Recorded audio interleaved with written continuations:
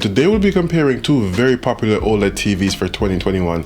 We have the Sony A90J and the LG C1 OLED. And the A90J is Sony's high-end offering, while the C1 is LG's most popular offering. And let me just get this straight from the jump.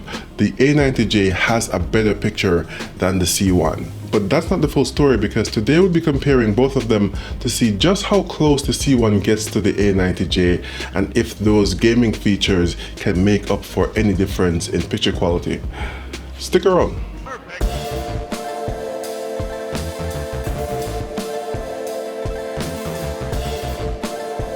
Hey guys, it's the Villaman here, home theater enthusiast and lover of all things tech. And as I say, today we're comparing two very popular OLED TVs. Now for some information on how I'll be doing the comparison. So I'll be using the Panasonic UB820 4K Blu-ray player, which will then be sent to the Denon X4700H receiver, which will then split the signal between both TVs. So both TVs will have the exact same source, so any differences you see will be a direct result of the TVs themselves. So in this video, we'll be comparing tone mapping, motion enhancement, banding, input lag, as well as HDR picture performance, including HDR10 and Dolby Vision. So it will definitely be interesting, among others, of course. Now let's get into the comparison, but before that, if you haven't subscribed yet, then you know what to do. Let's get into it. First, we'll start with a test of tone mapping, where the TVs are to render each section with increasing brightness. And the C1 does extremely well in this test, but the A1 doesn't do quite as well, as the two brightest sections have no definition between them. Next, we'll move on to another test of tone mapping with the tunnel test, and the C1 does a really good job in rendering both the shadows and the highlights, while the Sony again does not do so well with the highlights, though it does very well with the shadows.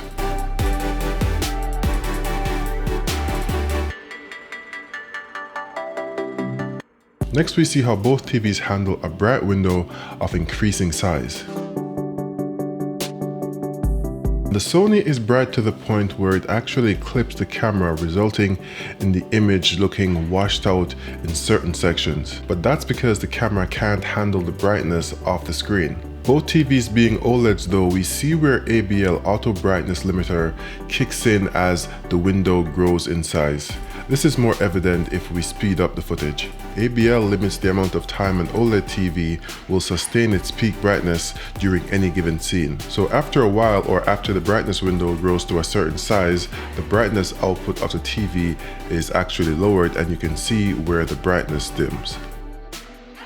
The C1 is the winner of the tone mapping tests. Next, we'll compare motion handling. Here we have 3 rows of text and images moving at varying speeds, and the first row is legible because it's not as fast as the others, but as we get lower on the screen, we can see where the images and text become increasingly illegible as they move faster. Once we enable the de-judder and de-blur settings on both TVs, this clears up really well, but we do see where there are some artifacts on both TVs, though the C1 has a lot more artifacts than the A90J does. The A90J handles motion enhancement better than the C1 does, so fast-moving content like sports would look better with less artifacting on the edges of moving objects. Testing motion again with the running peppers test, we see, as expected on an OLED TV, there is pronounced judder as the peppers move across the screen. Once we enable the motion enhancement again though, we can see where the motion is extremely smooth and the judder disappears entirely. 3.2 content pull down, which emulates film content on the TV, is also smooth without the need to maximize the de-judder and de-blur settings. However, if we turn them off, there is a kind of micro judder which happens as the objects pan across the screen. So on an OLED TV, it's best to have the motion enhancement turned on to at least its lowest setting. The winner here is the Sony A90J.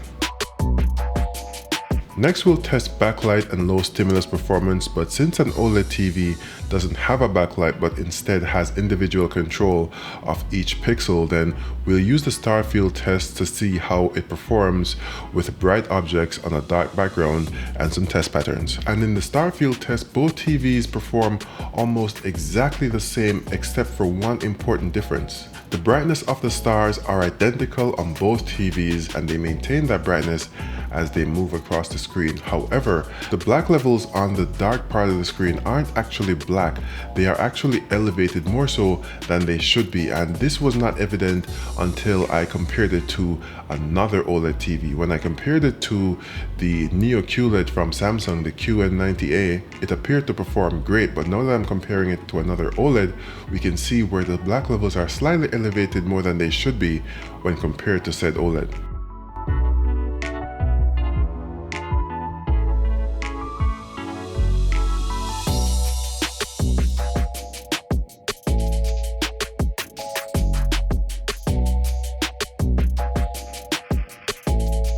The A90J also performs better on the low stimulus test, where there isn't as much vignetting around the edges as there appears on the C1. These tests would have otherwise resulted in a tie if not for the elevated black levels as seen on the C1, so the winner here is the Sony A90J. Next, we'll be testing input lag and banding. At 60 Hz, the A90J has an input lag of 16 milliseconds, while the C1 has an input lag of 12.5 milliseconds. At 120 Hz, the A90J's input lag is 9 milliseconds, while the C1's input lag is 6 milliseconds. This difference is almost imperceptible as seen by this frame test where both TVs are in game mode. The moving rectangle on the A90J keeps pace with the C1 very well here.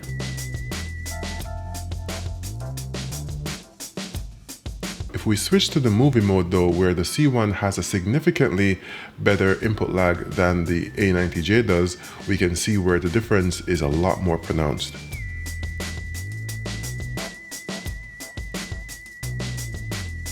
In this next test of banding using the quantization artifacts test, where we see if there are any steps as the gradients progress from one color to the other, both TVs perform really well, but the C1 isn't quite as good as the A90J is. Though both TVs have banding in the 8-bit source, in the 10-bit image the gradients on the A90J are both cleaner and smoother than the ones on the C1, resulting in a much smoother gradient.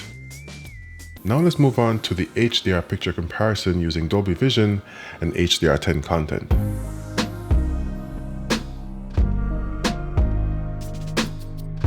Even with a cursory look, we can tell that the A90J has a brighter picture than the C1 does. This makes the Sony not necessarily brighter but have better specular highlights, which leads to a better HDR presentation as the picture just has more depth and more pop to it.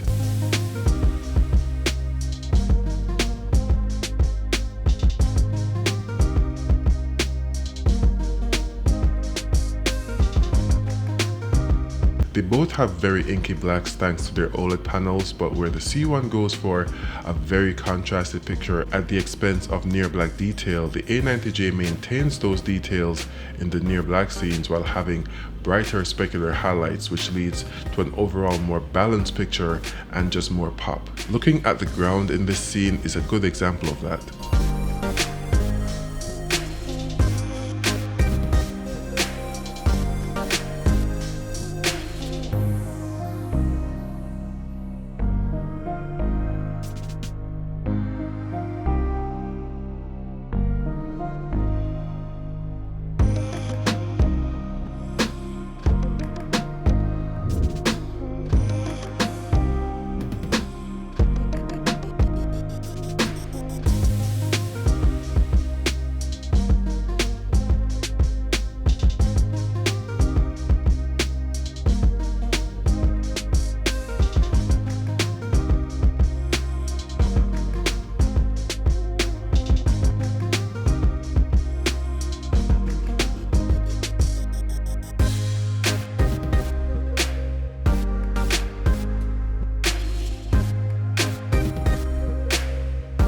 Since OLED TVs don't have very high peak brightness, each TV has to tone map the details of scenes brighter than what the TV supports natively. And while the C1 only allows you to enable and disable dynamic tone mapping, the A90J has different levels of tone mapping where you can prioritize brightness or image gradation. In this test, I had the TV preserve image gradation. The color output of both TVs are quite similar though, and the only differences are because of the slight difference in color temperature.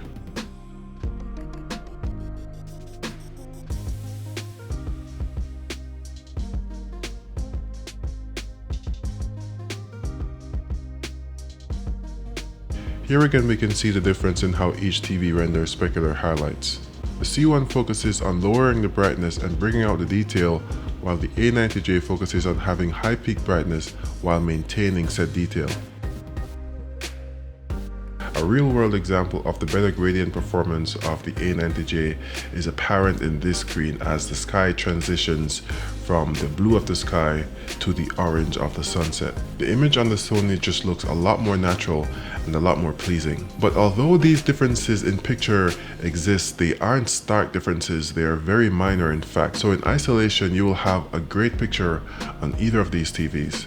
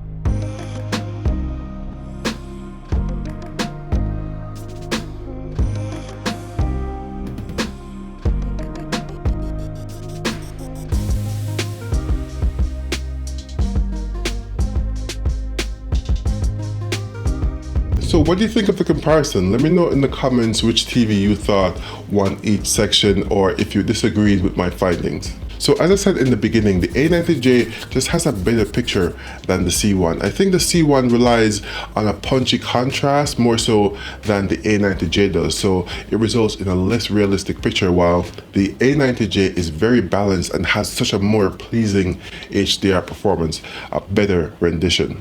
And even though the C1 had better performance with the test patterns as far as the tone mapping went, when it actually came to actual HDR video, the A90J performed better. It had a more pleasing rendition where the highlights actually appeared bright like they are HDR specular highlights, more so than they appeared on the C1. The C1 certainly has a great picture, and in isolation even more so, but when directly compared to the A90J, it just didn't have the same three-dimensional pop that the A90J did, because the highlights on the A90J just made it look that much better than the C1. It didn't rely on the contrast. Granted, it had really good contrast performance, but it wasn't an overwhelming amount. It was balanced and realistic and looked so much better for it.